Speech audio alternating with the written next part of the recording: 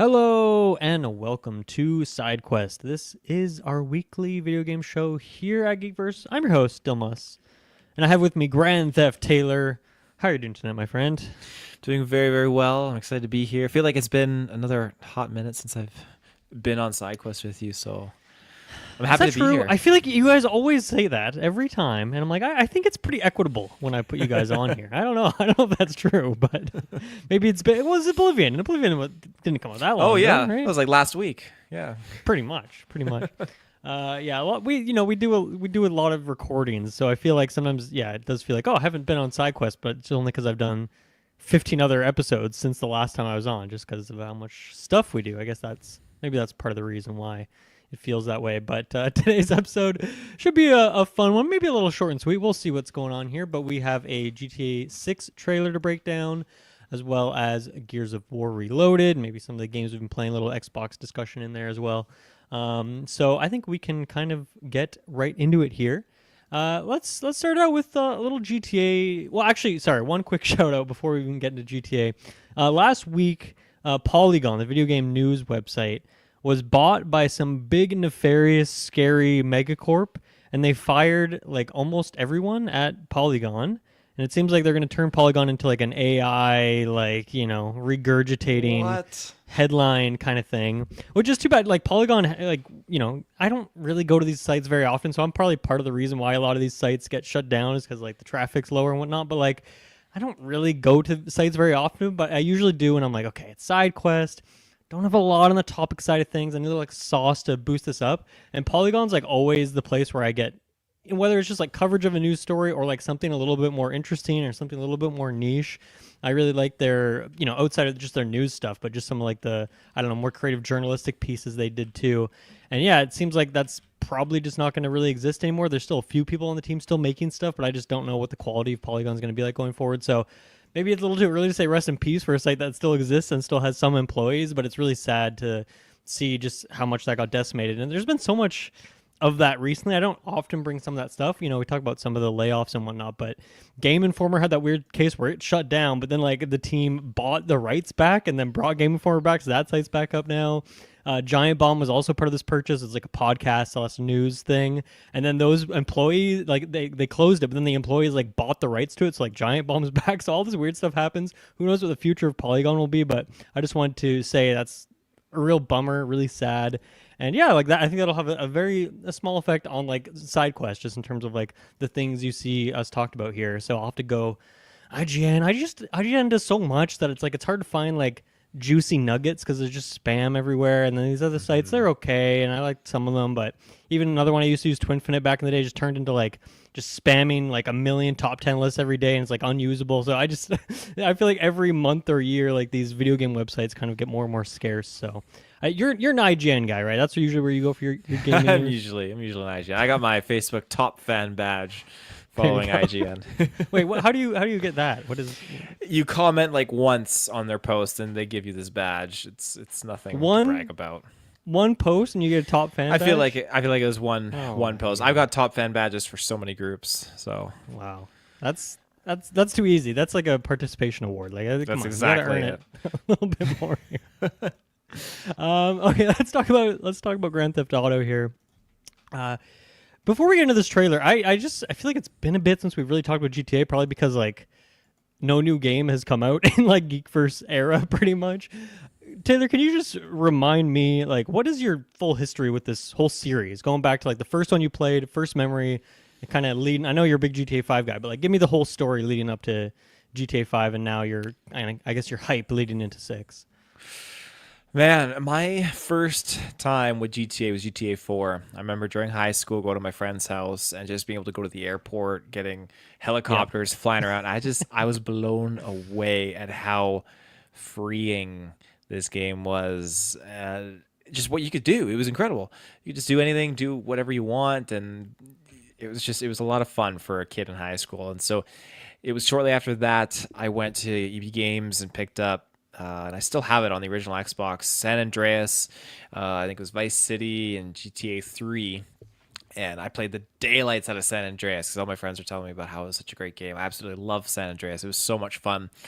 And I did buy 4 eventually, but I didn't play much of the story. I just bought it just to muck around and have fun with. But then GTA 5 was coming out, and I wasn't gonna get it. My friends, they're like, "Oh, we're getting it. This is gonna be huge." And I was like, "Okay, I'll go to the midnight launch with you." And the lineup was huge. And that's where I had my UFO experience. Actually, was at the midnight launch for GTA 5. But I was in line. I thought, okay, you know what? By the time I got up to the front of the line, I was like, I'm gonna drop some coin and buy it. And I remember playing, yeah, the absolute daylights out of that game. Oh my god, I was clocking in like 10-hour shifts playing that game, sometimes back Hell to yeah. back daily, because I wasn't in school anymore. We like, tons of free income. You're living at home with your parents. You're in that sweet spot where you've just graduated and you aren't old enough to, well, you are old enough to be on your own, but you're not in any rush to be out on your own. Like, that was a sweet time. And yeah, holy crap. I remember when that game was single player for the first week, and then the Hmm. online rolled out shortly after. I remember there were so many problems. No one could get online, and when you finally did get online, like, your progress might not be saved. It was an absolute nightmare. But I had an absolute blast, and there were so many bugs and glitches you could exploit on just getting so much money and everything. Yeah. And in closing, like, I managed to sneak up to level 204, and I'm so mad that I didn't take the opportunity to migrate my character online to next gen when I had the chance. I wish that I did, so that I could go back and indulge in that, but it doesn't matter now because we got the next GTA coming. So yeah. Hmm. Oh, and yeah, shout outs. Our crew was the Chalk Outline Rebels. That was me and my friend's crew The in Chalk GTA Outline 5. Rebels. Yeah, you know when you have like a crime victim or on the ground, they do Uh-huh. chalk around you. Yeah, and you guys made that name, or was that like one of those random Xbox names that you can generate? I can't remember. I can't remember what, if I Okay. feel, I want to say we made it up, but I don't fully recall. It was a while ago. Right. Because when I hear Chalk, I think of like that would make you like a cop, but then you're the rebels, and you were obviously not a cop. Well, maybe I guess people do RP as like cops and stuff in They GTA do. Online, but you were not a team of cops. You were rebels. Yeah, we were rebels. So you're That's keeping right. your name ambiguous, so the cops, didn't sniff your trail. Yes. That's an idea. Yeah. So knowing GTA 6 here is back in Miami and stuff. Like Vice City is not one you've ever dabbled in. You ever played the original time that GTA was here? I have Vice City, but I haven't broken into that one. I haven't even broken into GTA 3. When I bought the 3 with San Andreas, I just invested all my time in San Andreas. That one was the one that I Right. fell for. Yeah. Okay. Yeah. Yeah, for me, I think that the story is mostly similar to you. As a kid, I do remember playing a little bit of Vice City, like probably less than 5 hours. I think that game was like on PSP. If not, that's just like a weird false memory I have created. But I seem to remember like just playing at a friend's house, and then yeah, GTA San Andreas. That was always one that was like. It was very taboo for me to play it at my age, so it'd always be like, "Oh, I was at a friend's house, and they have an older brother, and their older brother is playing San Andreas." And then eventually later on, like my friend next door had it, so I'd play it there a little bit. And like San Andreas had like a split screen co-op you could do. I remember doing that, like flying around with jetpacks and just kind of messing around in this world. So, but even San Andreas, like I've never owned the game, and I've probably played less than 10 hours of it in my life. So pretty foggy on the details of those games. Although I've watched like a bunch of speedruns of San Andreas and other streams and things like this. But yeah, those games, were kind of just these taboo. Like I could never own them, but it was always a cool experience when I got to play them. And then for whatever reason, I've just like not gone back as an adult to like revisit these games. Probably in part because of that GTA trilogy they released was such a I don't know, they just pooped it out. Like seemed like they put very little effort into that trilogy remake, and it just looks really weird and all that. So maybe I will get that. Maybe it's had some patches or updates at this point. But for me, it was definitely GTA 4. Playing that, started at like probably playing at my cousin's house, one of those things we play all night long, and then having friends over, and yeah, we would just do the same thing, like do the airport runs, or like pop in the cheat codes and see who could like survive the longest on like just putting the cheat in, or I guess just putting the gun into like so you have all these crazy weapons, and then just seeing how long you can last when you get up to like 5 stars and all this stuff. And yeah, just a game I played like front to back and endlessly would come back to for like years and years and years. I would come back to that one. That was definitely probably like top 3 most played Xbox 360 game for me. It's got to be up there with like Oblivion and Halo 3. I feel like those would probably be, and maybe Modern Warfare 2. It's in that top echelon of games I just endlessly came back to. And then yeah, like the same like GTA 5 was the first time I was like, okay, I'm gonna be there day one.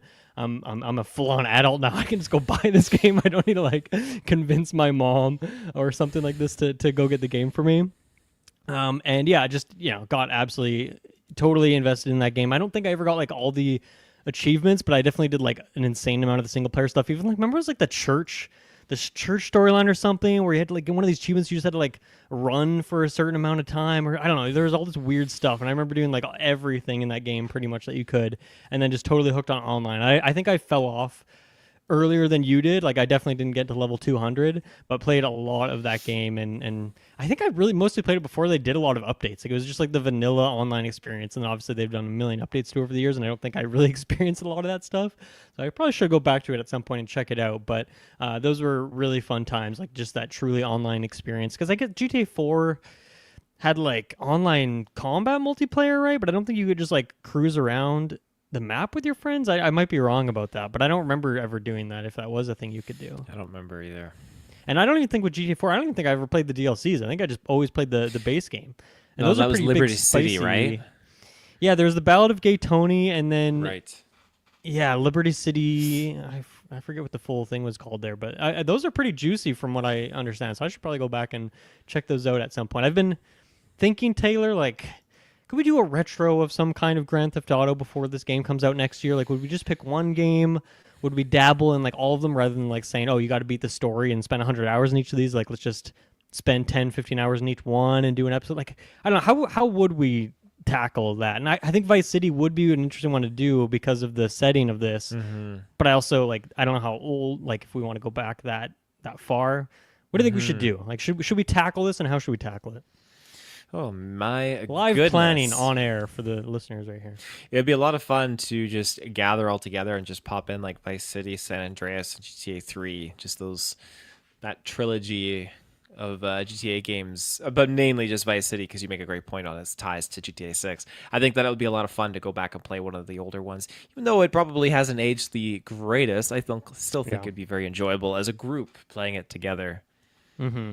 Yeah, I think that could be interesting. So I'll look into those remaster trilogies, see if like they're better now or if they're still as bad and buggy and whatever as they were when they first came out. Like that was last year, 2 years ago, whenever that was. But stay tuned for that. But getting into GTA 6 here, this is the second trailer. Still no gameplay. Everything in here is a cutscene, although it seems like it's in-engine cutscenes rather than like CGI cutscenes. So it at least gives you an idea of what the game will actually look like. Like, you know, I've seen a lot of people talking about like the shots or scenes we're getting here very much seem like those shots that happen right before the camera like zooms out into the third person view and you just take over. So it seems like, okay, a lot of these are like moments before gameplay. We're just not actually seeing like someone using a controller to control what we're playing here. That's at least the take I got. But yeah, what did this also, first of all, last week me and Kirkland were talking about how the delay happened, and in that we were both like, yeah, it might be a while before we get a trailer or an update on GTA. So that's, and then the trailer dropped like hours after we dropped the episode. Of course, that always happens. I just thought they would maybe take some time, but I feel like it's one of those things of, pretty classic. Put out the bad news and then put out some good news a few hours or like a day later, and then just cover up all the bad news. Everyone mad about the delay. Now they don't care because they can froth over this new, not gameplay, but new trailer, I guess, for the next, few months until we get something else to chew on. But yeah, what did this trailer do for you? Did it increase your hype level? Same hype level? I'm going to assume it didn't decrease, but I don't know. Maybe it did. It definitely didn't decrease. I know that the trailer is equal parts. How do they say it? Gameplay and cutscenes, and that's cool. But I'd like to see actual like just gameplay. Yeah. For me, watching this, it's just like, okay, it's some story beats and all that. That's kind of fun. It looks, world building and everything. Just get to see the land, lay of the land and all that. It's cool. But there's a certain peak line that I cannot exceed with a trailer like this. I need to actually have that full immersive gameplay. I want to have someone on stage telling me like, okay, here's your guy, here's your girl, and oh look, there's a vehicle, you're gonna hop in there. Oh, we're gonna just like go to the airport, we're gonna take off, and we're gonna do this heist, and we're gonna do this, like, oh, we're gonna do all this crazy shit, and the best part is it's all free to play, yada yada yada. Well, not free to play. What's the word? Oh my goodness, free roam is what I meant to say. The Sure. game is not going to be free to play. That would be Yeah, crazy. that would be crazy. That would definitely be something that would expedite my hype levels. But everything that was in here, it looked beautiful. It looked like they've been really working hard at this, and it seems almost surreal, to be honest, because I do feel like GTA 5 was just around the corner, like not last week, but only like a couple years ago. So it seems surreal to me that, hey, we're on the cusp of getting GTA 6 already. Yeah, it blows my mind a little bit. So GTA 5 feels recent to you. It does. It really, really does. Wow. Yeah. That's crazy. I think you're the only person in the world who has that take. I That's the hottest take I've ever heard on all of Geekverse, I think. It's a 10-year-old game, isn't it? 2013, so 12 years at this point. Does not feel like 13 by the years. time this next one comes out. You have Red Dead in the mix in between there to break up that, long Rockstar gap. But yeah, GTA, it's been, to your point, GTA Online getting kind of constant updates and new content. There's probably new content for it this year. It's been a while since I've kept up with it, but in that way, I can see what you mean, where they've really kept GTA 5 alive, and then it, of course, keeps getting, new versions for whatever new consoles coming out with like better frame rates and resolutions. I think so. Yeah, to your point there on your side of things, yeah, they have at least kept it very modern, so it doesn't feel like it's been some old stinky scrap heap. Like they have updated it, give it some fine tuning, grease the wheels, that kind of stuff. That's Yeah. right. Yeah, I don't think this really changed my hype level a whole lot. Still very hyped for it, but I think if anything, my hype decreased a little bit just because of the delay in terms of like, okay, I'm gonna have to wait a bit longer, so I'm just trying to keep my expectations in check. And then the trailer, it's funny because I saw everyone talking about it and listened to some other podcasts, people breaking down the trailer, but I hadn't actually seen it myself until like 2 hours ago. So I feel like by the time I actually watched the trailer, I was kind of like knowing what to expect. And it's like, of course, it's gonna look gorgeous, but there is obviously a lot of details, a lot of quick cuts, and so a lot of people online have kind of making some theories, or like, oh, what could this mean? Is this a mechanic, or is this just like a cutscene thing? So I wrote down a big list here of like random stuff, but I think the thing that actually got me a little bit more hyped, funnily enough, was going to the website. Have you been to the website for this game, Taylor? No, is it As a crazy? guy who likes creating websites, you are gonna like the interact. Like, this is a video game. This has more gameplay in it than the trailer did. Like they really went above and beyond, where you go on here, you kind of scroll down, it kind of brings images in real time, and then you can like click on certain things and scroll left and right between them, so you kind of get like a glimpse of all the characters, and like essentially like their 1 or 2 sentence premise of like, here's what the character's story is, or here's their setup, and then like getting interstitials of like seeing the different locations. So it's pretty crazy. How much money did they spend on this game again? Dude, this probably might be the most expensive game ever made. So I don't know, It's probably the billions, most trillions. expensive- I don't know how much a game is these Most days. expensive website ever made too. On top of that, that was Yeah. at least $1 billion for this. Oh my god, I've never seen a website like this before. It's pretty crazy. It takes a long time to scroll down, and all of you do, just because of how much stuff is like loading. It like lags your computer out by going through this website. So God. if that's any sign of what the frame rate of the game will be like on consoles, if it's lagging out my web browser just to run this website. So, yeah, I think the thing that got me more hyped up with this, not necessarily the characters, because when I'm in the game and I'm actually hearing the voice actors and I'm seeing their performances and the crazy antics they're up to, that's when I'll get more attached to the characters. For me, it was more the locations. In there, they really show off, like, here's like 5 or 6 of the key kind of spots, one of them being the key. So, good pun there. But of course, you have like the main city hub, but then you also have like these more, I don't know, different kind of zones. So we'll break those down again as well. But yeah, that website I think increased my hype a little bit. So overall, I'm the hype level's increasing, but I'm always a gameplay guy when it comes to these trailers for the most part. And yeah, I'm just excited to see a little bit of that footage. I really want to see what like cars moving around looks like. I can guess what they're going to look like, but that's always a contention of GTA is like, if you go back to an old GTA game, the gun combat always feels atrocious, and the driving always feels atrocious when you go back to these things. Like, they just don't age super well, whether it's like GTA 4's vehicles that feel like everything's on ice, and then just like always the gunplay feels like it's behind the other contemporary third-person shooters of the time. So that's why I want to see a little bit more gameplay and just get a vibe of how I'm sure the gameplay is going to feel great, because the GTA game, like, they always feel good in real time, but then when you go back to them like a couple of years later, they always feel a little creaky, right? But I'm hoping that this one will be top notch, and I'm sure it will. If they've put this much budget and everything else, I'm sure the car mechanics and gun mechanics are just going to be top notch, or at least like good enough with like the current AAA games that we're seeing everywhere.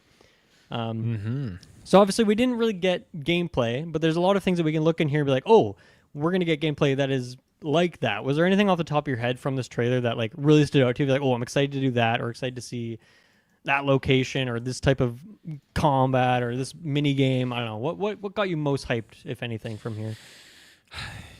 I mean, to be honest, I'd say the storyline. I Yeah. feel like this. I don't know exactly the specifics between these two characters. If you're switching back and forth like an Assassin's Creed Syndicate kind of thing, I haven't looked into that, so I don't actually know. But I'm just assuming you are. But the dynamic of this girl getting out of jail and they're just going back into doing these heists and whatnot. I'm Mm-hmm. hoping that is a feature that they're pulling over from GTA 5, because the Yeah. heist was a heck of a damn good addition. That wasn't there at launch either. That was something they Right. implemented a little bit after the fact. So not just petty crimes, but heists. I want to see that mechanic come back for sure. Um, but yeah, a lot of it to me just looks very familiar in terms of just what Sure. you're getting up to and everything like that. I think other things that they put in there is probably just a lot more world building dynamics, like just like parades or just people doing their own things. Like usually in GTA, it's like, oh, people are walking, people are driving. That's probably one of the Mm-hmm. baseline things with any GTA game. But now it seems like, okay, there is actually like a world that things are unfolding, things are happening, like Yeah. Sims almost, right? Like these characters, NPCs are actually doing living lives, which is I think is pretty awesome. I mean, it's funny you mentioned that. That was like one of the things that blew my mind so much about the GTA 5 trailers. And when I finally played the game, was just like, oh yeah, this NPC might be like smoking a cigarette, or they might be holding like a thing of French fries or a soda, and you can just like go up and like push them, and they'll like drop the thing on the ground. And then I know that seems like such a kind of small detail now, but I remember just the little details like that blowing me away in terms of the realism of it, and just made that feel so much more immersive, because the people, didn't feel like little lines of code walking around. They did feel more like people that inhabited this place. And I think you especially need that in a world like GTA, which is very absurd, and the humor is very over the top, and it gets very silly at times. And there obviously are like a lot. There are dark moments too. But I think when you like have those level of those things, those little details of realism, it kind of like brings you back down to reality at any given time. And that was Mm-hmm. one of the things I see a lot of people talking about this with like Jason and Lucia are the two main characters here. When he's like walking to the liquor store, and like he has like a case of beer, and like you can see the liquid in the beer bottles, like having like full on physics to them rather than just being like one static object. So like that kind of reminds me of like the cigarettes and like pop cans from like GTA 5 in terms of the level of like realism that we're getting there. And then I have a bunch of random notes here, so we'll just start plowing through some of these. But one of the things that I've seen, some people talking about or theorizing is, I don't know if you remember this back in San Andreas, but you could like go to the gym and like work out, and it would like improve your stats, and you'd get more buff. Or if you just went Mm-hmm. to like Cluckenbell or whatever it's called and just loaded up on burgers, your character would become like fatter over time. And like I don't know, just there's a few different shots of Jason here where he looks more or less jacked than he does at other times. And I guess if these are like in game, these aren't like CG cutscenes, but like they're based off of uh like they're in engine cutscenes, if that makes sense. Like it would probably Mm-hmm. base it off what your character model looks like at that given time. So seems like that might be something they're bringing back. There's a couple shots of him like at the gym, him and Lucy like at the gym working out and stuff. And I could see that fitting really well with the Miami setting too. But like bringing back that kind of thing, it kind of reminds me of like I remember it was a big talking point with Red Dead Redemption, as goofy as it was, that like in the winter, like the horse's balls would like freeze and like shrink and stuff like that, right? And it feels like that could be a thing, or like I could even see that being a like them adding like a suntan physics thing to this game as well, since it is Miami and people are getting suntan just based on like I don't know time of year or whatever it is. Like maybe you're getting more and more red or crispy around the edges, or not. I don't know if there's gonna be like seasons in this or whatever, but yeah, those kind of things really stood out to me of just being like I think it would be really cool to bring back like that, specifically that working out mechanic. That could be an interesting thing, or just like other. I forget what the other stats were in San Andreas that could like ebb and flow like that. But I think that'd be really fun to have a feature like that in here. Mm-hmm. Yeah, and I didn't even click on that with the trailer. That was a good observation about the different body sizes and whatnot. And I totally forgot about that mechanic in San Andreas, where you can over time shape your character's physique. Yeah. That would be really cool to see that come back. Because yeah, in retrospect, that wasn't in GTA 4, and I feel like at times GTA 4 maybe had a little bit lesser of stuff compared to San Andreas. San Mm. Andreas, I feel like has a lot more going on for, it. And then Yeah. 5 had a fair bit, but Yeah. I mean, good. I feel like probably most people's favorite who have played all these games a lot is San Andreas. So I don't know what the reasons are exactly for that. I'm sure like the workout mechanic isn't the sole reason why, but it's like a little part of like what made that game special, among with its great story or all the other things about it. So yeah, I think it'd be cool if we kind of dip into the well of like, obviously they're going to go back to grab some things from Vice City, I would imagine, just because of the same setting. But it's good back to go rethink all these games that they've done in their past. What are the strengths or weaknesses of each one, and like how can we bring all that stuff in and make it purposeful? Another thing that, can you remind me, in GTA 5, like, could you swim underwater, or could you only swim on the surface of water? Oh, I want to say you could swim under. No. I have a distinct memory of like a scuba mission, but I don't know if that was just like, or not a submarine mission, but I don't know if that was just one mission where you're underwater and it was like a set piece, or if the world always like, has a model for what it looks like under the water and you could swim down there. I don't really remember swimming underwater other than that one submarine mission. I don't. Yeah, I'm not sure. All I remember is the submarine mission. I don't see people swimming underwater. I do know that there was that submarine. You could transport it to a lake, and if you get it to the lake and go underwater, then there's like a UFO or something at the bottom of the lake, I think. Oh, okay.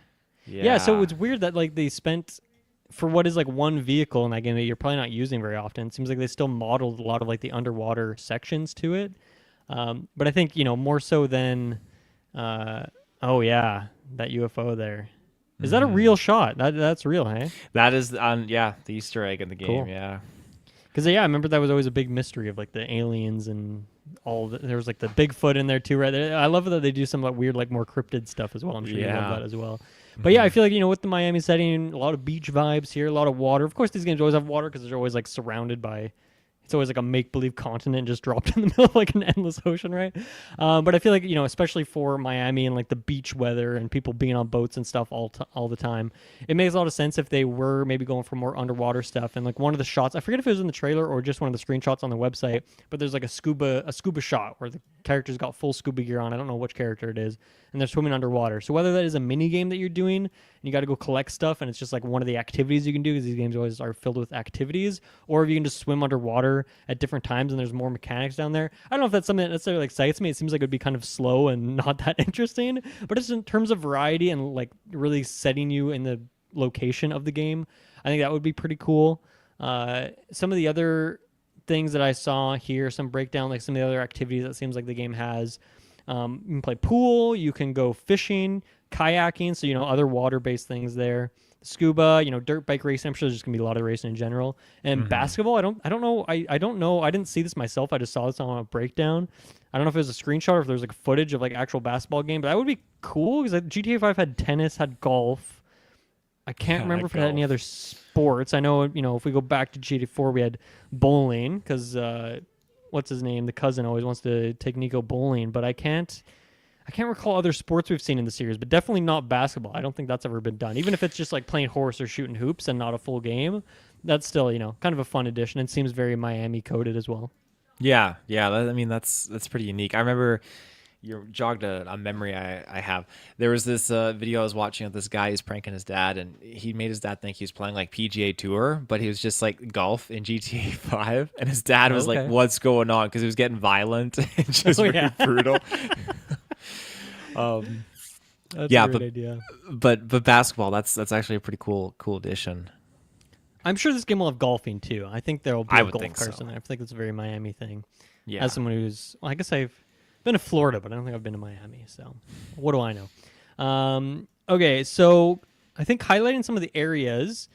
One they kind of showed off once again. A lot of this is from the website, but I'm sure there's shots of it in the trailer for those with keen eagle eyes.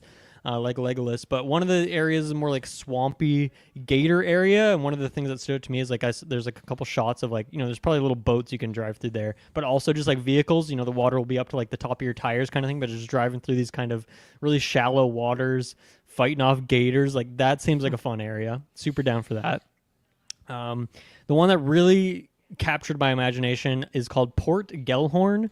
And I'm just going to read this description from the website because I love this description. Cheap motels, shut down attractions, and empty strip malls won't bring the tourists back. But there's a new economy in this once popular vacation spot. It's fueled by malt liquor, painkillers, and truck stop energy drinks. Jump on a dirt bike and hold on to your wallet. So like I can't wait to go to that area of the map. And it's funny, like, seeing the descriptions of all these places, I can kind of graft onto it like what the equivalent spot is from GTA 5, and I think that's why I love that game and map so much, is because you have, obviously, the city takes up most of the south of the map, and that's its whole region, but then you go up to like Trevor's area and like the sandy like trailer park zone, and then you kind of have like the wild mountains and then a couple smaller towns up north.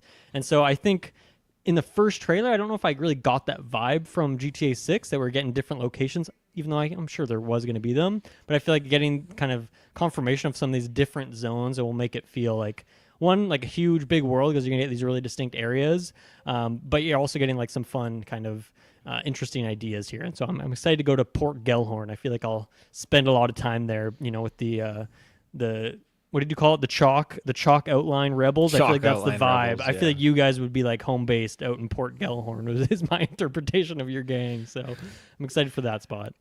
It did not click with me watching the trailer. There are these different, very unique, specific locations, but until I looked at the website and was kind of perusing through them.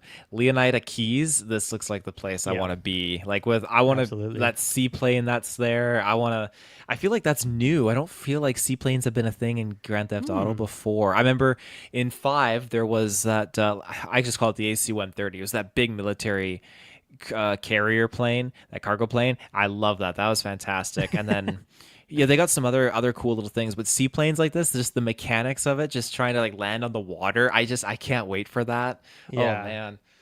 Yeah, I mean, I think this whole map is probably gonna be well more integrated with like water interspersed between these different regions, where I feel like GTA 5 like had like the big lake up in like the middle northish of the map, and then was just like coast around the outside. GTA 4, like, it's just New York, so I guess you get like a couple like rivers essentially like between bridges. But I feel like this map, just because of the location, will probably have water more interspersed. And yeah, for me, the keys definitely stood out too, of kind of being like an archipelago sort of setting of like just these long, sprawling, like snake-like islands and stuff that are all connected. I think that'll be really fun to navigate that, and especially to your point, if we have like fun. Like interesting water vehicles, or they got like the water plane stuff like that, I think will be really fun to go around those areas. And that like the screenshots of that place just look absolutely gorgeous. So I can't wait to just fly through there like 200 kilometers an hour and just like hit some air and then end up flying into the ocean. Like that's gonna be a good time. Mount Calaga National Park. So this seems like the wild area, like the wild zone, where you're gonna be traveling on trails. There's a lot more animals here. So I don't know. I feel like we haven't seen a lot of shots from like the trailer of this place, maybe like off in the distance, but just some screenshots from the website there. I think that's fun, mixing up the variety a bit. I'm guessing there won't be a ton of quests in there, but it'll just be like a fun, chill place. And I think that's a big part of GTA is like most of the time you're not doing a quest or doing a specific thing. For me, it's just like roaming around, messing around, exploring. And I feel like that'll be a really fun place to explore. And I'm sure there'll be a Bigfoot in there, or like some weird cryptid to find. Maybe a squonk if we're lucky, Taylor. Nice. That would be amazing. Yeah.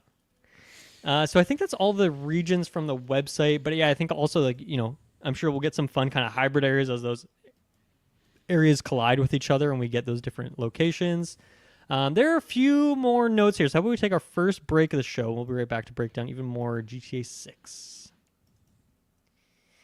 All right, we are back. The opening of the trailer has Jason up on a roof, and then he's talking to a guy down at his truck there. And that guy sounds like Stephen Root, and I think that's a great casting choice for GTA. Now, it could be a guy doing like his best Stephen Root impression, but if it is Stephen Root, I'm hyped. That's Fuchs from Barry. That's he's in Dodgeball. He was in Office Space. He's a classic, and he fits very much the vibe of like these greasy GTA characters. Not that he's a greasy guy, but I'm just saying he fits the vibe. He's in Get Out as well. So like I think if he's in there, that's exciting. Even if and I think he's one of the people highlighted on the website. That makes me think that he'll be a semi-relevant character. Obviously he's not going to be main character playable or anything like that, but it seems like he'll be around. So I'm excited for that.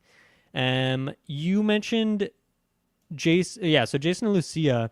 This is a very different relationship, to your point, than we've seen in like a different in any other GTA game. Of course, there's been like relationships and stuff, but never have you played as two characters in a relationship. There's a lot of sex in this trailer, and so I'm curious if that's like a mechanic, like in Sims, where you can just go have woo with anyone at any given time, or if those are just like set story beats.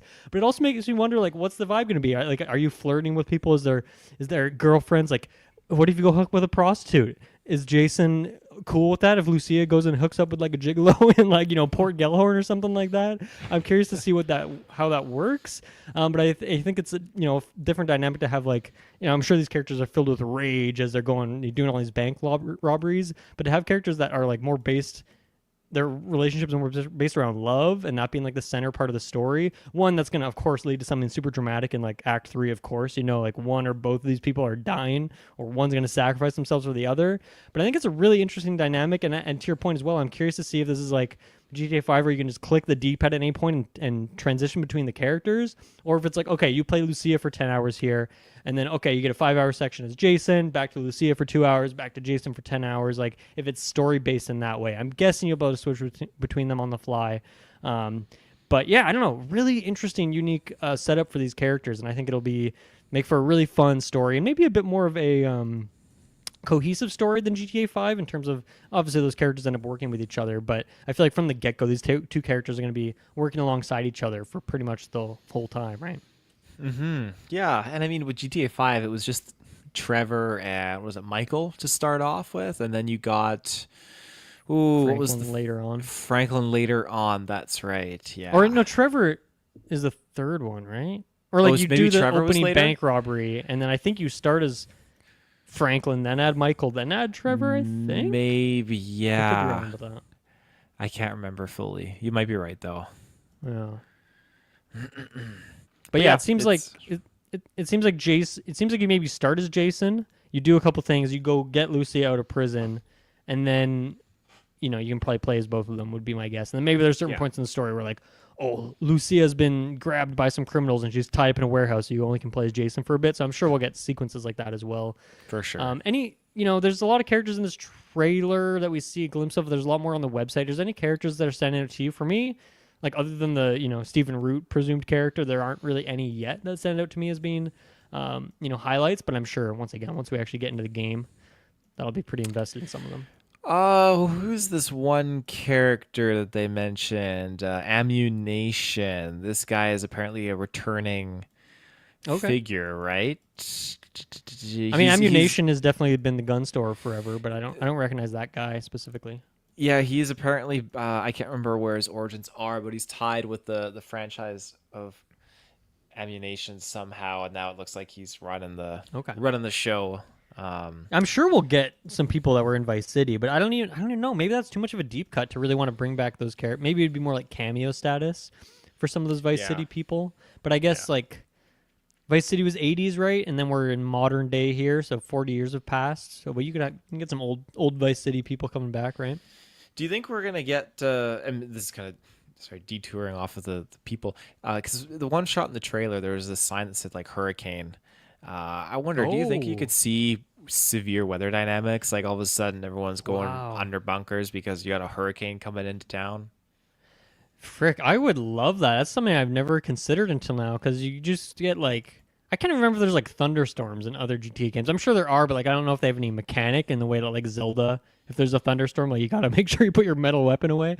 I can't think of that being the case in any GTA game, but that would make sense for Florida. But I also don't think the buildings are gonna have like destructibility like Battlefield or anything. So I don't know what kind of like I don't know what that would look like. Like how do you think that would like take place of gameplay? Would it just be chucking vehicles around and like killing you, or like what would that look like from a gameplay perspective on GTA?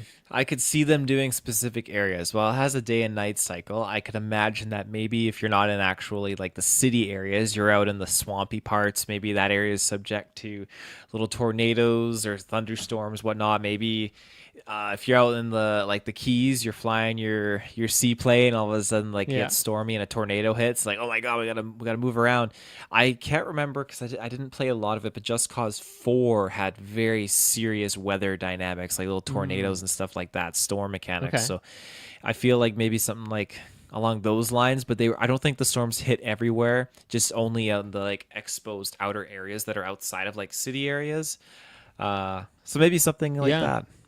I could see there, like, I think flooding to me makes sense as one that's like a little bit less dramatic than some of those, but could be quite like it could add to the immersion quite a bit, but it also could be a good mechanic tied to like the location and setting of the game. But I think like certain areas like pooling with water could like, interact with driving in an interesting way, or even just like, I don't know how severe the tide is on like the beaches here in Florida, but I'm sure it like pretty drastically affects like how much land is there, and I could see that being like a time of day thing as well in terms of like how much the tide going in and out, and that could be really fun. Maybe there's like some secrets that you can only get when the tide is out, and maybe that affects like maybe you could do a race where like the tide's coming in and out and you have to kind of dodge through it. I think that could be really fun, or maybe even just like more severe waves could be an interesting thing. And I'm not going to go That'd be full cool. tsunami here because that would be pretty dramatic, but even just bigger waves to interact with could be cool. Like maybe add surfing in there as an activity that could be fun. So yeah, I never thought about that before, but I love that pitch. I would love to see something like that. Yeah. Okay. I just have a couple quick shout outs here is, this trailer reiterates that this game is only coming to Xbox and PS5, but no PC. Now, of course, it will someday, but it's getting that delayed launch, which also happened for GTA 5, right? Was it a full year? Was it a few months? I think it was a full year. Yeah, so do you think that's going to be the case here? 1 full year, 12 months-ish between the PC version and the console versions here? I think so. And I dare I say I don't think it's I don't think it's by accident. I think it's probably has some design behind it to do it that way. I feel like PC in general has kind of always been, I think, third to the party and next to consoles, which is funny because I feel like PC is the one that can run these games like beyond what consoles can. And maybe that's one of the reasons why they have to just hold off at launch for a little bit longer for PC. But I feel like this is by design, maybe to boost console sales at a time when consoles are, maybe not selling very well right now. I don't know. Yeah, I think, I bet they look at the analytics of GTA 5, obviously, the second best-selling game of all time, but I think the most profitable game because it's sold less copies than Minecraft, but it's a lot more expensive than Minecraft, I think is how that works out. And I know for me personally, I bought the game on 360 when it came out, and then I bought it again on PC. A lot of people also maybe triple dipped and got it on like the current gen at that time, the post generation there. But I think there's probably a lot of people that did just that as well because get it to PC, get some mods in there, or just like, you can run a bit better than like the 360 version and stuff like that. And I'm sure that's a huge part of their sales of GTA 5 is, yeah, we can talk about how many sales it had, but you have to factor in that I'm sure a lot of those are people who double dipped and bought the game multiple times. And that's why, that number is kind of inflated for like versus how many people like actually own the game potentially. And so maybe they just saw, hey, that was a huge success of GTA 5, even if it wasn't intentional. Let's just do that again, like delay that PC version. That also gives them more time to avoid the inevitable onslaught of mods, and maybe that's something they don't want. Also, maybe it just looks good for the shareholders because they can like 2 years in a row have like huge numbers where they're like launching on different platforms. So yeah, I'm sure there's a lot of reasons behind it, but also it's just easier to launch a game when you have less platforms, right? You have less bug fixing to do, less patching to worry about. You can work a lot of those bugs out, and then like hopefully the PC version will be the best version when it comes there, or will have at least parity with like those patched versions of the game, so it'll come out stronger. So I think it makes a lot of sense. Switch 2. Does it ever come to Switch 2? Is the Switch 2 powerful enough to run this game, even if they like nerf it and make it look a lot worse? Like, do you think that's something that we see, or is it just Switch 2 just like gets GTA 5 and that's the announcement for GTA? I was laughing actually today because I mentioned that to my friend. Like, yeah, when I get my coworker, like when I get get that Switch 2, maybe I'll get GTA on it. And he scoffed. He's like, no, that's not coming to the Switch, not right away at least. I feel like we've seen GTA appear on Nintendo consoles before, have we not? I believe the remaster trilogy thing that came out recently was on the Switch. Prior to that, I can't think of a single one. I'd be shocked if San Andreas was on the Wii or something like that. So I think the only time that it ever happened was probably that remaster trilogy a couple years ago on the Switch One, I think. I don't think it's at the forefront of Nintendo to be like, we need to get this on our console right away. That being said, I think that there is maybe some wiggle room for it to come at a later point in time. But Yeah. you have to think storage wise, right? Like how many micro Yeah, SD cards that's they're gonna true. buy for this game to run That's my a Switch. that is a great point. That's even something I was thinking about. Oh, like would the Oblivion remaster come to Switch? But like that sucker is 120 gigabytes. Like I don't think that can fit on a Switch, right? Like what is the Switch 2's?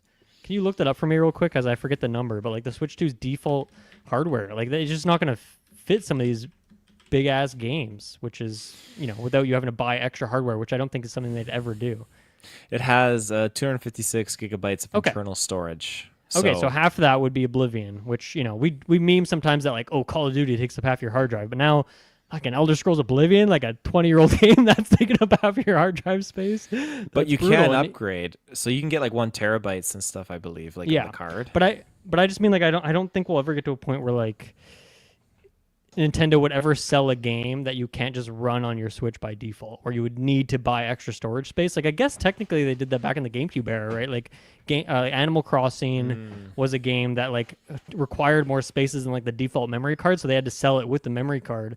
So I guess we could get something like that, but that would be crazy because like external hard storage space is really expensive. So if they were to ever do a pack-in for that, it'd be like, oh yeah, buy this GTA 6 bundle for like $300 or something. Like that would be kind of ridiculous, a little absurd, I think. So I don't know if we'll see that.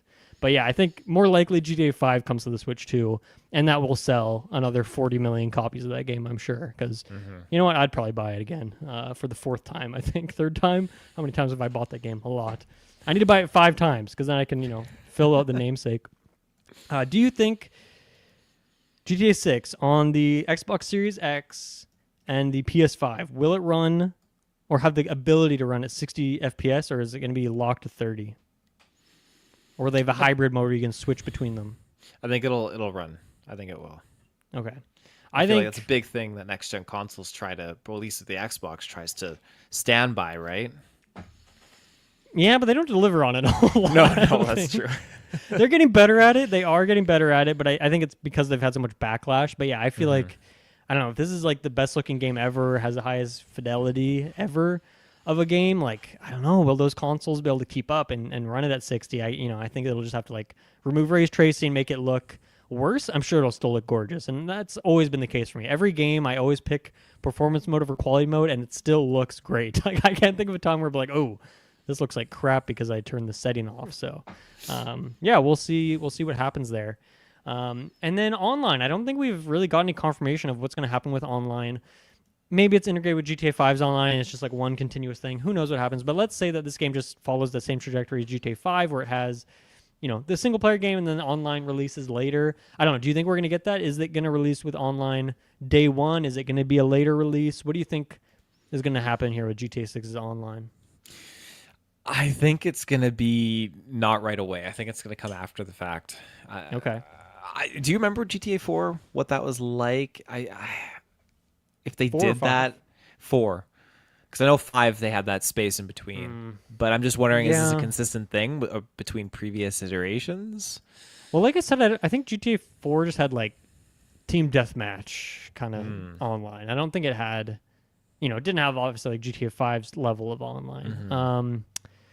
God, I don't know. I don't think I ever really played the online in that game, so I really have no idea even what it was like. It was not something I really experienced much, but I think it was unique what they did with GTA 5 there, releasing it later, if I'm not wrong. Interesting. Okay. Yeah. Anything else on GTA 6, Taylor, for today? That was a lot that we just dove into there, and there's a lot more we could, even though we only got like a 2-minute trailer here with no gameplay, but that just goes to show how excited people are for this game. There's theories abound. Yeah, no, I'm excited to whip out, the in-game cell phone, and I can't remember if GTA 5 had any cheats or cheat codes you could enter, but I remember San Andreas was just absurd for that, and then 4 had that too, like spawning helicopters. Right. And I think whatnot, GTA 5 spawn had vehicles. it, but it was a bit harder, and I don't remember them being as bombastic as the earlier games. I could be wrong. But I also know it like you couldn't make money and like disabled achievements. I think like it just did a lot of other annoying things that like let me just use a cheat code, just leave me alone. That's why I Yeah. really loved San Andreas for that. Just you get a tank and then flying capabilities, so you're flying around in a tank and it can Yeah. shoot and just absurd. And you can use a dildo as a baseball bat. Yeah, Right, that of was in the course. police station in San Don't Andreas in forget. the bathroom. God damn. There you go. There's a game, a little known game, GTA 6. How about we let's take our last break of the show. We'll be right back. We got a couple more topics for you. So one moment. Okay, we are back. And you know what else is coming back? On August 26th is the release of Gears of War Reloaded, a remaster, remake, a reload of the original Gears of War game. This time coming to all platforms instead of just an Xbox title. I'm not crazy, Taylor. There was no trailer, right? They just had like a blog post and some info. To my knowledge, yes. That's Okay, it. because I was going all up and down YouTube. I assumed there was a trailer for this. It's really weird to announce this without a trailer, in my opinion, but Xbox has made a lot of odd choices in the last few years, so who am I to say? You are a huge fan of the series and this game in particular. So how are you feeling about this? Are you hyped to the gills? Do you not need this at this point in time, or where are you at with this? I do not need this myself, but I know that there's a large amount of fans out there that definitely have been wanting a remake for a long time. So I'm happy for them. I'm happy they're getting it. I feel like it's a classic, but that original doesn't. Going back and playing it doesn't feel like it aged well. So there definitely is there's a place for a remake for sure. Gears, I remember I played a lot of Gears 2 multiplayer, but Gears 3 is where I jumped fully on board in this franchise. And after I beat Gears 3, then I went back and I beat Gears 1, beat Gears 2, then Gears of War Judgment, then Gears of War 3, and then 4 and 5. And then I didn't beat Tactics. That was a lot of fun, though. I really enjoyed Yeah, I got to go playing back to it. Tactics for sure. Yeah. So there's definitely an attachment to this franchise that I have. I really, really love it. But I mean, it'll be on Games Pass, so I could see myself dabbling in it, but I'm not in a rush. The thing that I'm waiting for is E-Day, and I was kind of hoping that maybe we would get something for that. They don't even have a release date announced for E-Day. That they're just saying like rumored for late 2025, maybe early 2026. We don't have really anything on that, which is a shame. I feel like it makes sense if they put E-Day out first, then people probably aren't going to jump to that remake. But in terms of storyline purposes, it makes sense. E-Day comes first, then 14 years later in the timeline, Gears of War 1 takes place. Oh, okay, So right. Forgot about it makes that. sense to kind of have it in that linearization narrative, but I think for popularity reasons and probably trying to get new people back into the fold, like, hey, check out this franchise. You can start at Gears of War 1, then play Gears 2 and so forth. They're releasing it because I feel like if they do E-Day first, not a lot of people are going to jump on the remake of the first one, but Yeah. I don't know. Yeah, that's true. What if, so this game's coming out August 26th. What if that is a subtle little tease of a hint that Gears E-Day is coming out in 2026, the 26 number? What if they're hinting at something there? Harebrained scheme, tinfoil hat. Like, where is that? Is that completely crazy, or is there some nugget of potential there? I think there's a nugget of potential. I mean, what I'm seeing about people talking about like Resident Evil, and there's like this sign or something, I'm like, oh, is this the next Resident Evil game or Right. something? And That was a it's little like, more on the well, nose, I think, than this potentially. That's at least a few nuggets, but yeah. I feel like game devs like to have these things included, and companies like to put these things out there for people and fans to just kind of look into and decipher. So I would definitely add credibility to what you're putting down. I'd eat it. Yeah. Let's see, what day of the week? August 26th is a Tuesday, which is a weird. I guess that's not too weird. Xbox has been doing a lot of that, right? Tuesday I think that's a common release date for a game, actually. Yeah, it's hard to keep because they always do. Every Xbox game comes out with like 5-day early access if you buy the premium Yeah. edition. So it's always hard to remember when these actual games come out these days. Yeah, yeah. Gears of War, it's been well treaded on Geek First, but maybe not so much in the Sidequest era. But like, never really been my series. I've dabbled in it, but like, I don't really don't really love the setting. Haven't really loved the gameplay. I think more where I have had a lot of fun with it is playing co-op horde mode with friends, my cousin, all that kind of stuff. I've always liked firefight and Halo and other tower defensey sort of horde mode type things. Zombies, all that kind of stuff. So I really liked that, but it's not one I really dabbled in a whole lot. But because of Game Pass here, of course, all the whole back catalog's on Game Pass right now, and I haven't jumped into it. So like, what's going to be different here? I don't know. But maybe I'll jump into this. Do you remember how long is this game? Is it like a 10-hour game? The campaign, 15, 20? Because if it's 10, like I might just finally do it. I might finally play through the full game, start to finish. I want to say it was 10. I'm going to I confirm. feel like all the games in that era were. Yeah, it was. Yeah, 10 hours. It takes around Okay. 9 to 10 hours to complete. I love that. Those are games that you have to play because there's insane difficulty. You got to play on the hard difficulty and get through. Then it unlocks the insane difficulty. I'm one that always plays on the harder difficulties with these games. I love that challenge so much. I'm playing through on easy mode, and I'm seeing the story, and I'm walking. That's Maybe fair. medium. What else do we got here? So this 4K. It's gonna have 120 frames. No surprise, because Gears 4, I believe, got a 4K 120. If it wasn't already in the game by default, they patched it in later, so that's no surprise there. I didn't actually catch if this is Coalition making this or if it's another studio making this. I don't know. Did they announce that, or did you see that anywhere? Oh, that's a good question. Let's take a look. Yeah, this game also has crossplay between all its platforms. We'll talk about the platforms in a second. It also has all the DLC worked in, with the day one, so that's cool. While you look that up, I have another question for you, which is, do you remember the DLC in this? Because I looked it up because there's some multiplayer stuff, of course. But do you remember, like, was there like a campaign single player edition with the DLC as well for this game? My goodness. I'm quizzing you hard tonight. Oh, was there? Yeah, because the Gears likes to do this. Gears of War 2 had where you could pick different routes, and one of the routes that you could pick, it was actually, one of the routes you could pick was actually like DLC that they added in. Oh, cool. Okay. But for Gears 1, I don't remember. Okay. No problem. I can't recall. Did you find the Coalition thing, or are you still... I don't know. Gears of War Reloaded, developed by the Coalition in partnership with cool. Sumo Digital and Disbelief. Okay, I've never heard of Disbelief, but cool, putting them on the map a little bit. Also, this, because I didn't realize this, but I guess there was a Gears Ultimate version, whatever, a few years back, which was like a remaster of the original game. I don't really know exactly what it changed from the original one, but apparently, if you own Gears Ultimate Edition on Xbox, you can upgrade for free to Reloaded. So I think that's really cool. If you bought this, somewhat recent remaster, you can just upgrade to this version for free.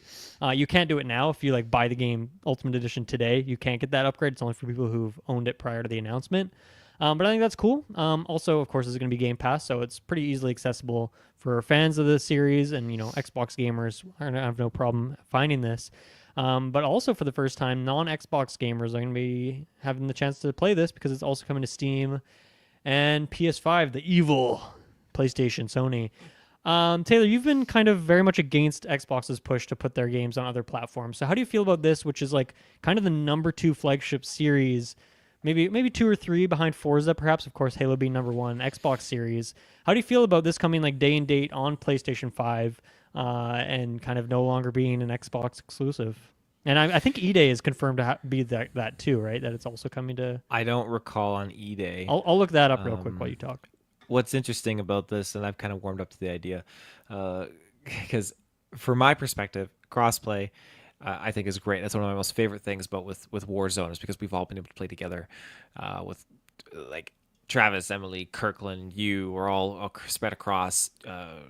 whether it was PC, PlayStation, Xbox, we've played across through different consoles together, and so it makes that accessibility much more better and intuitive. And so when you look at this situation, and Xbox is not going to be putting Games Pass on PlayStation, and maybe they will in the future. But I doubt I'm sure they'd love to. Sony allowed, yeah. I don't think that is going to happen. So in the meantime, hey, let's make money for our company by selling our games to PlayStation. And you have it's different where you have developers that make a game for Xbox and PlayStation, but this is Xbox making like it's their game. They're making Hmm. their game accessible on another console, and they're taking money away from Sony when Sony is making games too, and they're putting their games out. But someone could walk on the store and be like, "Oh, Death Stranding 2 or Gears of War remastered," and I'm sure a lot of people are going to go Death Stranding too, but you're going to get a few people who are like, I'd rather get Gears of War right now. And that's them, it all seems fine and dandy, but that's Xbox. Like, that's a marketing ploy. They're taking money away from Sony by making their games available on there. I'm sure Sony, obviously, they've agreed to this and they are allowing Well, this to happen, I'm sure. I mean, yeah, Sony will get a cut of any of those sales if it's through their store, through the digital store. I don't know if you buy a physical version of Gears of War Reloaded, if that even exists on PS5. I don't know if Sony gets a take of that, but if you buy it through the digital store, given that there's no competition, like it's only PlayStation Store on the PlayStation, of course, they do get a cut of that. So yeah, they don't have to make a game at all, and they make some money. So there is Yeah, you that's know true. that's the other Silver side of the lining. token for sure. Yeah. Yeah. And, I found this interesting. I just learned about this today that the three best selling games on PS5 in April: Minecraft, Elder Scrolls 4 Oblivion remake, and Forza. Forza 5, I think, recently just Forza. came to PlayStation. So the top three selling games on PlayStation last month were all Xbox games. Now, Minecraft's a bit of an exception. Of course, it is owned by Microsoft, but it was on PlayStation before Xbox owned that game in the first place. And then Oblivion, another weird case where, that came when the Oblivion originally came out. It was Xbox exclusive for a bit, but it wasn't first party. It came to PlayStation later on.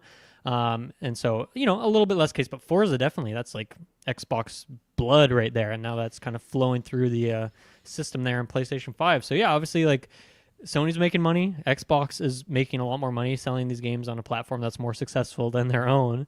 And so it makes a lot of sense. And then I think, my other argument, or like, I guess, justification of why Xbox would do this is, like, the more they keep adding these games to PlayStation, if somewhere down the road eventually Sony does agree to, like, let Game Pass go on their system, well, now they have like a pretty big catalog of games that they can immediately put on that system, right? Because you kind of have to get rights for every platform you're putting it on. That's why some games only come to PC, or maybe only some to come to console. Not usually it's because it's like a PC exclusive game or whatever.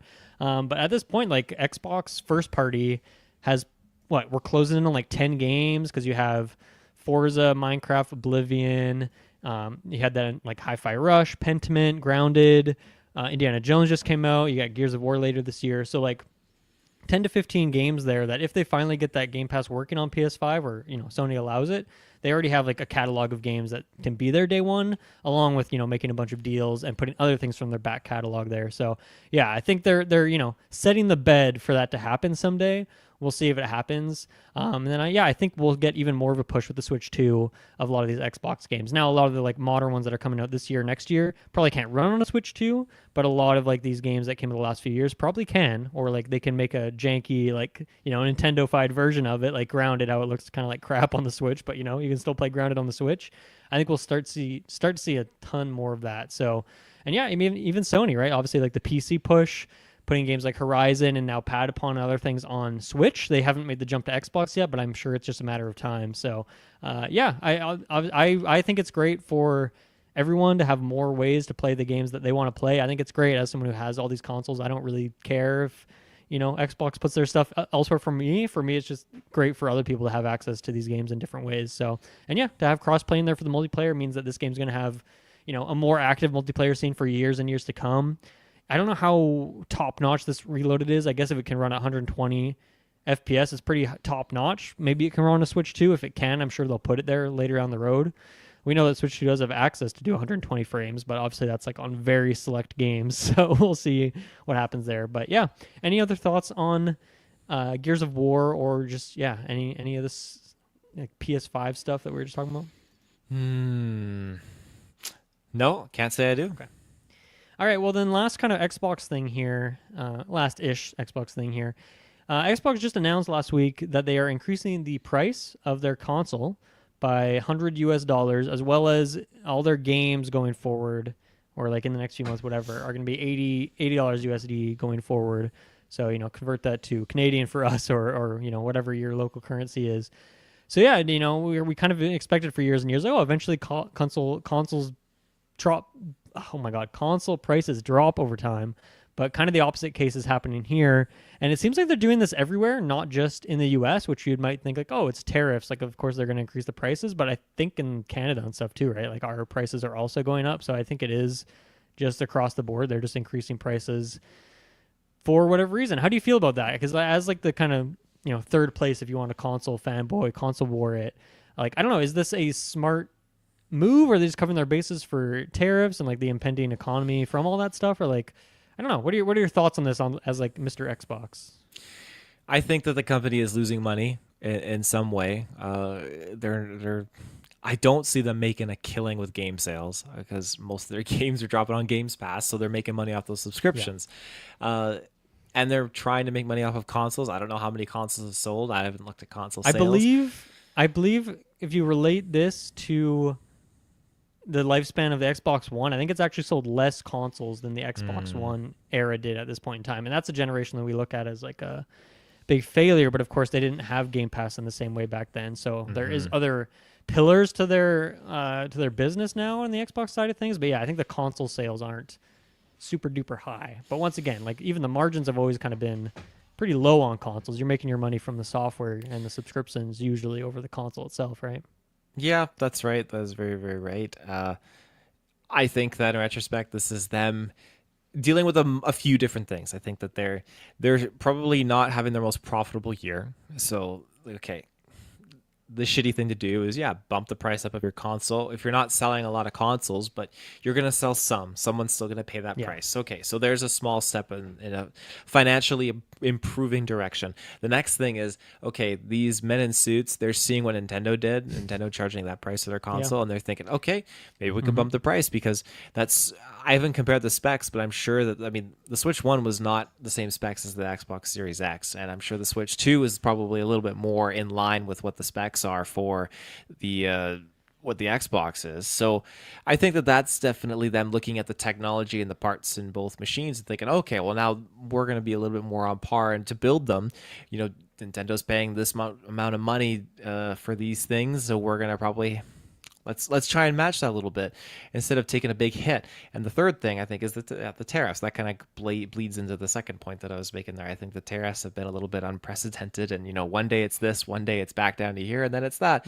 And so you can't, as a company, keep fluctuating as much as that is fluctuating. You have to set a baseline and just think, okay, this is where we're gonna, we draw the line here. $100 increase in our consoles, but at least it's not making us a huge amount of money, but at least it's covering our base a little bit more than dealing with the losses at that lower threshold of a price. So I think there's just several factors that are kind of involved with it, and yeah.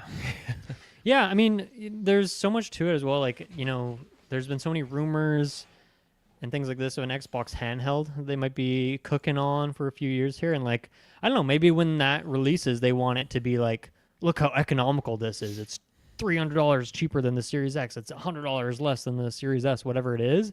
And so maybe this is a part of it too, of like future planning of like, they want people to adopt that, so make the other options less desirable, so people are more drawn to that. Is that a great idea? I don't know. And that might also not be the case. It might be more expensive than the Series S, even with the price upgrade. We'll have to kind of just wait and see on that. But yeah, and like, I don't know. I really wonder how the price of when's the last time you bought an Xbox game? Like, because obviously you're ripping up Game Pass. Like, what's the last game? Man. Like, and in terms of the upgrades, I got a couple of the upgrades. I got the Redfall one because I'm an Arcane boy. Rest in peace, Arcane. And then I got the Starfield one. But like, those are cheaper purchases than a full game. I can't think of the last time I bought like an Xbox game. It's been a long time. Usually, Call of Duties, I would buy them every single year. This is the first year I've not bought a Call of Duty. It's the first year I've not bought an Assassin's Creed. I haven't even bought a Star Wars game because they're available through all these different Gaming Pass subscriptions. So to answer when my last purchased Xbox game was, I don't know. Settlers of Catan, the board game. I couldn't tell you, which is a sweet unknown game. Xbox first party game.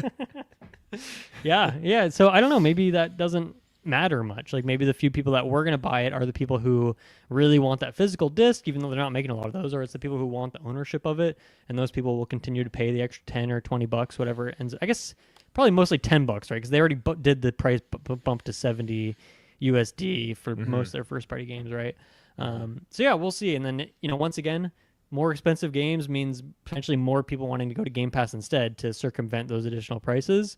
And at the end of the day, that's kind of where they want everyone to be. They don't care what you own. They just want you to be playing Game Pass in some way or another. And, they don't do I don't think they do like the $1 Game Pass deal anymore. So it's like now you got to pony up, and they keep increasing that price. It'll probably go up again this year, I would imagine, at some point. I think they're just trying to stagger their price increases a little bit to not appear too, I don't know, cutthroat, I suppose.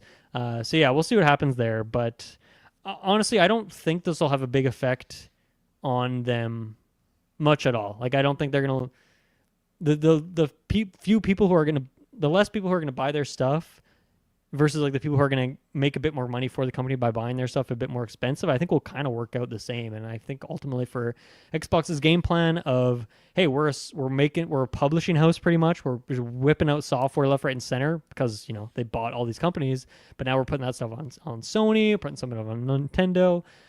Pimping out that Game Pass service. Like I feel like that's where their bread and butter is these days. And yeah, I feel like those pillars aren't really affected by these price increases. So once again, we'll see what happens when they do the price increase for Game Pass again, because when they did that recently, last summer, I did unsubscribe for about 5 or 6 months, I think. And now I'm back on it, and there's been like an insane amount of games the last like 3 months. So it's been absolutely worth it. But once I'm done playing those games, or, Death Stranding 2 comes out, or Switch 2, I'll probably kill that subscription again for a few months because they've just made it kind of that expensive that I actually have to think about that monthly purchase now. So I don't know. I think there's a bit of risk of that too. If they that's like Nintendo's thing with Nintendo Switch Online is it's so cheap that I barely flinch when my credit card goes through that it's been like my next purchase for Nintendo Switch Online. It's just so little that I keep it constantly. But Xbox, that's not the case anymore because they keep freaking jacking that price up over and over again. So yeah. Anyway, any other thoughts on that, or do you want to talk a little bit about Oblivion here? That's everything. Cool. Yeah, I don't really have much to add here. It's a game that I've played for hundreds of hours already, but I've mostly been playing Expedition 33, but I have played a little bit more Oblivion. I had my friend over who, my friend Cody, who I've had him on the podcast before to talk about Elder Scrolls. He's my kind of Elder Scrolls main homie there. We talk about all this stuff. He was there with me opening night of Skyrim. We were there on Steam waiting for that play button to like ungray out so we could click on it. We played a lot of Oblivion back in the day together, even though it's a single player game. And he bought the game on his PC. Didn't check the specs at all. It didn't run on his PC. So then he got a refund. He's like, I really want to see this game. Can I come over? And so we had a we had a very like high school hangout night, which was, a good throwback to have one of those, Taylor. We freaking got some Slurpees, whipped out Oblivion, just played that for a few hours. It was a good time. And I think, the funny thing about it is I was showing him around to my house in Imperial City. I bought the shack because I needed a place to dump all my stuff, and that's the cheapest house. And then I realized this because, everyone talking about this game again is, it's all over Reddit and stuff, and I'm seeing things I didn't know before. And one of the things I didn't really, there's like house upgrades you can get in this game, right? Like you buy, like the kitchen set or whatever. Yes. Did you know that you can steal some of those plans from places in the city? You can steal like the blueprint for like the kitchen set from a guy's house, and then you don't have to pay for it. Okay. No. I've never heard. Isn't of that this crazy? before. As someone who's played this game for hundreds of hours, that's not a new feature. I think that's just always been there. I just never knew about that all my time playing this game. Never known this. So when he came over, I I went on the wiki because I'm like, I'm not going to spend hundreds of hours like investigating everyone's house. I saw okay, this guy's house has like this plan, this guy's house has this plan, and so I wait until the cover of Nightfall, which oh my god, night looks so good in this game. The lighting's amazing. I'm waiting for the guards to look away, do my lock picking.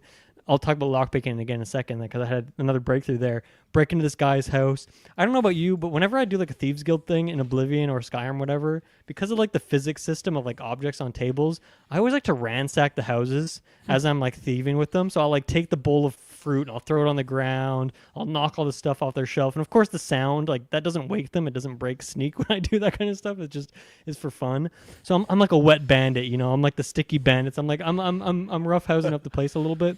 Cruising through this guy's house. My sneak skill is awful. I think I was wearing heavy armor, so I'm just like clunking around. But on this guy's desk, I found a couple plans. I found like the kitchen set, whatever, like the wall decoration set. Just on the desk. Cool. just on the desk. And then another guy's house, I saw he has more plans. And I was in this guy's house for 10, 15, maybe 20 minutes. I looked around his desk. I hacked all of his chests that were like very hard locks. It took me forever. I'm like, I can't find this thing. We go down to the basement. There's like paintings on the ground, kind of leaned up against the wall, like old paintings. Looking around forever. I'm like about ready to give up and just like Google, like, where the heck are these plans? And my friend's like, wait, look under that painting. And like under the painting on the ground, tucked under there were a couple plans just tucked away on the, like, so hidden, and I love it. And then they gave me more upgrades for my house, and then it was super confusing because I'm like, how do I use these? Like, how do I give this to the merchant now and like buy these? Went to the the Three Brothers house, whatever, the Three Brothers like, shop, whatever it's called there. Couldn't figure it out. And eventually, like, I just went back to my house and all the stuff was there. I'm like, oh, I guess if you just hold the plan, it instantly gets built for free. I just like never didn't realize that. So of course a little bit of jank there, of course, with everything Oblivion, but that was my big new discovery, which I love. I can't wait to do that in all the towns now because I love breaking into houses and finding cool stuff. And then the other one was, do you know like how to the hack for the lock picking mini game? Do you know how to like do it consistently? No. Because I didn't know this either. Once again, played this game for hundreds of hours and I always just winged it. And, you eventually get pretty good. But when you like click one of the locks up, it'll fall down either like fast, medium, or like slow, right? Yeah. If you click it up, it'll pick one of those three speeds randomly. It'll start falling down. But if it's still falling and you keep tapping it up before it's come all the way down, it'll stay that same speed. So if it's fast and you hit it and you keep spamming it, it'll keep falling down fast. But what you do is you just click it up, let it fall completely unless it's slow. And then if it's slow, you just keep tapping it over and over again and it'll constantly stay slow. And then you can just really like lock in that timing, like a, Guitar Hero or something. And since I learned that, I've not broken a single pick and I can get very hard locks like immediately. It makes it so easy. And I love it. I just love that I never knew that before. And it's like, I always thought it was just like crazy randomness. And, I loved it for what it is. But now I'm like, my God, I've just unlocked. I can be security level 3 and I can get a very hard lock, no problem, just because I know the hack to it. So use that, Taylor. It's great. I absolutely love it. So those have been my big Oblivion discoveries, which is once again crazy for a game I've played as much as I have. But have you played any more of Oblivion or any other games you've been playing that you wanted to highlight here this week? Pretty much just Oblivion. There's another game I want to mention because it's kind of funny, but I haven't played it yet. It's on my radar. But Oblivion has been kind of at the forefront of my game time, and yeah, I've just been shutting down Oblivion gates left, right, and center. Nice. And yeah, I went and got my horse for free at the stables outside of the Imperial City. Give you that free armored horse, which is kind of nice. And then yeah, I need to get my house, but I thought, okay, I'm focusing on the main storyline here. I did a couple side quests, but I think, okay, I need to actually just do some exploring. And so I went to one town, thought I'm just going to walk to the next town from here.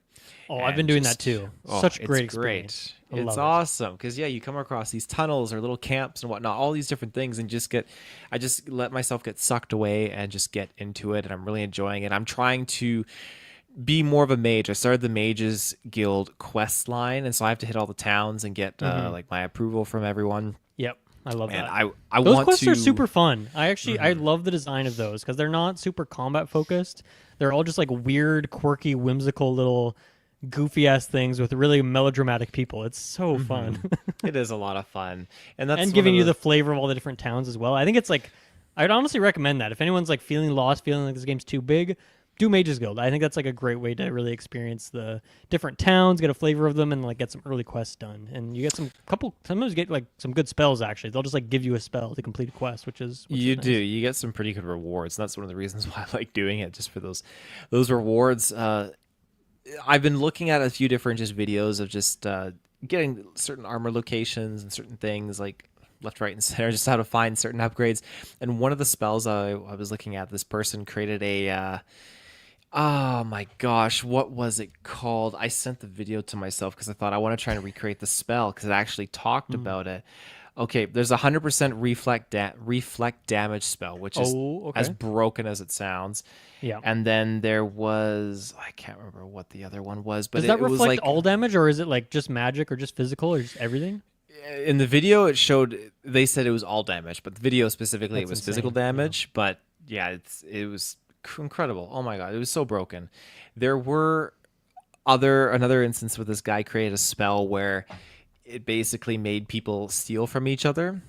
I don't know how he made it, Right. but he was in a bar and he did that, and then everyone was just killing each other, and he used a chameleon on himself, and then he just looted their bodies after. It was just savage. And then That must be. I don't know. I don't know about the stealing one, but I know frenzy is the spell that makes people like attack. It just makes them aggressive Yes. to people around them. So if you're, that's why I guess the chameleon comes in, because then they wouldn't get aggressive towards him. They would get aggressive to the other patrons at this poor bar. yeah, you got to be careful what bars you go into these days in here. Yeah. Especially because I saw some videos of people replacing all the fruit on the tables, all the food on the tables with poison food, and then it's just everyone sitting in the taverns, and they take a bite and they're like, ugh, and then they're all just like bodies dropping left, right, and center. Have you seen those like meme videos from back in the day? I don't think so. I'll send you some of these. LaFave Bros do like these. They're just called Oblivion 1, Oblivion 2, Oblivion 3, whatever, and they're just like, it's just this guy who's so good at mimicking like the janky ass NPC physics, and he has one of those when the guy's eating the poison apple. Ah! It's great. But yeah, I'm thoroughly enjoying the game. I've been exploring more, trying to upgrade my character some more, trying to boost up my carrying capacity, because that was one of the harshest realizations, is when I had one chainmail on. I was like, oh, I'm gonna pick up this other one here and put this in my inventory, and I was like, oh, I'm over encumbered now. I have to drop most of my stuff. That sucks. Yeah, I've been pumping that strength stat. I think mine's up to like 60, 65 now. Nice. Just putting at least 5 points in, or I guess that's the maximum, but 5 points into it every time. And I think I'm good now on strength. Like I'm not really getting over encumbered every 10 minutes now, which is nice. Yeah. It's great. Yeah. It's Oblivion. It's just super fun. Anything else? The other game, oh my goodness. Oh, I keep forgetting the freaking name of it because it's such a simple name. Hang on. I have it on my Steam library. Name. I will pull it up here. It's a simple name. It's Avowed. Something one. It has a one in its name. Oh. One. My friend a coworker at work, he was telling me all about it, and then my one friend, he messages me and he's like, "Hey, I bought this game." I was like, "Oh, okay." It's called Schedule 1. Oh yes, the drug dealer simulator game. Yeah. Yes, that is it. And I was watching some videos of it, and my friend, he was sending me. That game looks amazing. It does look amazing.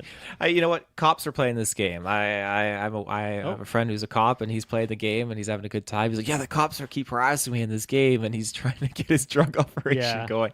I just think it's hilarious. I think if anyone is mad that GTA 6 got delayed, just go play Schedule 1. It's like $30 or something, and I think you'll have fun. It's not a AAA game, so expect the graphics to look like pretty janky, but like I think mechanics wise, freedom wise, stupid silly stuff wise, I think it'll fill that niche for a few months. For sure. Yeah. I think it's in early access right now, right? I believe it is. Yeah. But it has multiplayer as well, so you and your 10 closest friends or whatever can go make a drug empire if you want. It does. I forgot about that. Yeah. Looks good. All right, anything else, Taylor, or is that all for this episode? That's all. Thank you so much for joining me. This was a really fun episode. I feel like we really got in the weeds on a lot of these topics. Thank you, everyone, for listening. Next, the day this episode drops is the release of Doom Dark Ages. So next week on the podcast, we'll be talking about that. Thank you, everyone, for listening, and we'll see you again then. Bye-bye.